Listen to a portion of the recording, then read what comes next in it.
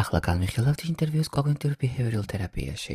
კოგნიტიურ-ბიჰევიორალი თერაპიის შეფასება იწყება ინტერვიუთი, რომლის მიზანია კლიენტის მდგომარეობის სიღრმისეული გაგება. არსებობს ინტერვიუს სხვადასხვა ფორმა, სტრუქტურირებული და ნახევრად სტრუქტურირებული. მათგან ბევრი უკვე ჩამოყალიბდა და გამოიყენება ფსიქოლოგიურ პრაქტიკაში. ზოგიერთის გამოყენება მხოლოდ კვალიფიციურ პროფესიონალებს შეუძლიათ. სტრუქტურირებული ინტერვიუს უმეტესობა ფოკუსირებულია დიაგნოზის დასმაზე და არა იმ კონკრეტული პრობლემების შეფასებაზე, რომელთა გადაჭრას კლიენტს სურს თერაპიაში. ეს ძალიან მნიშვნელოვანია და საზეპირო.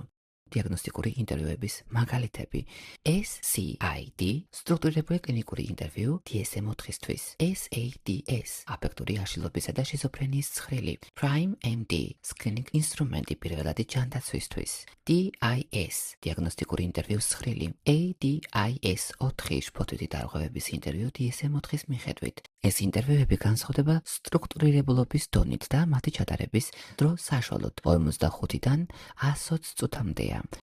Prime MD-ს გამოკლებით, რომლის შევსება მხოლოდ 10 წუთს მოითხოვს. Prime MD შექმნილია როგორც სწრაფი სკრინინგი პირველადი ჯანდაცვის ექიმებისთვის, იმ შემთხვევაში, როცა არსებობს ეჭვი ფსიქიკურ პრობლემებზე, მაგრამ ჯერ არ არის დასმული დიაგნოზი. ის მარტივი და სწრაფია, თუმცა სხვა ინტერვიუთან შედარებით ნაკლებად საფუძვლიანი.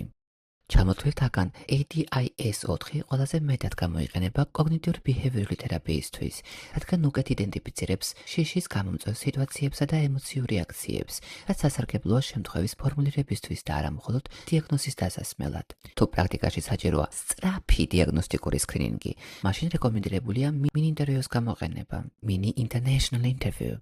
ეს არის მოკლე 15 წუთიანი სტრუქტურირებული სიღრმისეული დიაგნოსტიკური ინტერვიუ, რომელიც ხელმისაწვდომია 30 ენაზე და უფასოა კვალიფიციური პროფესიონალებისთვის. მისი პოვნა შესაძლებელია საიტზე www.medicaloutcomes.com. სტრუქტურირებული და ნახევრად სტრუქტურირებული ინტერვიუები მოითხოვენ სპეციალურ მომზადებას და შეიძლება არ იყოს პრაქტიკულად მოსახერხებელი ყველა კლინიკურ დაწესებულებაში.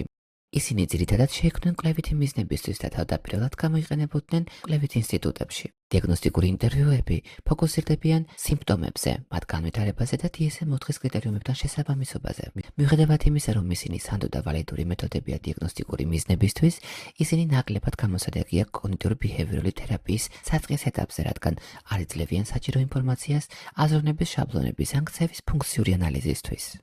ამიტომ, თუ ფორმალური დიაგნოზის დასმა მნიშვნელოვანია, საჭიროა დიაგნოსტიკური კითხვების ინტეგრირება მთლიან შეფასებაში. იხილეთ ფორმა 2-1, რომელსაც ქვემოთ განვიხილავთ. თუმცა მხოლოდ დიაგნოზი არ გმარა. საჭიროა დამატებითი ინფორმაცია კლიენტის პრობლემების კონცეპტუალიზაციისთვის და იმის გასაგებად, რამდენად მიზანშეწონილია კოგნიტიურ-ბიჰევიორალი თერაპიის გამოყენება, რაც ძალიან მნიშვნელოვანია. CBT, ანუ კოგნიტიურ-ბიჰევიორალი თერაპიისთვის, არ არსებობს ერთიანი სტანდარტიზირებული ფორმატი ან სტრუქტურირებული ინტერვიუ. ამიტომ საჭირო ინფორმაცია უნდა შეგროვდეს სხვადასხვა გზით. ეს პროცესი იწყება პირველ ინტერვიუზე და გრძელდება თერაპიის განმავლობაში, საჭიროებისამებრ დამატებითი მონაცემების მიღებით. კოგნიტიურ-ბიჰევიორალი თერაპიის ეფექტურად დასაწყებად აუცილებელია მოვიპოვოთ შემდეგი ინფორმაცია: პრობლემები, რომლებმაც კლიენტი თერაპიამდე მოიყვანა. ტრიგერები და შედეგები, რომლებიც იწვევენ ან აძლიერებენ პრობლემურ ქცევებს და ემოციებს.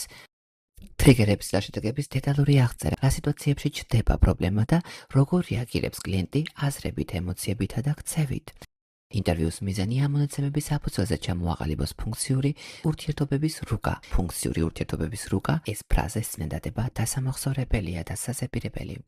ანუ როგორ უკავშირდება კლიენტის ფიქრები, ემოციები და ქცევა ერთმანეთს, რა იწვევს სირთულეებს და როგორ შეიძლება მათზე მიზანმიმართულად მუშაობა.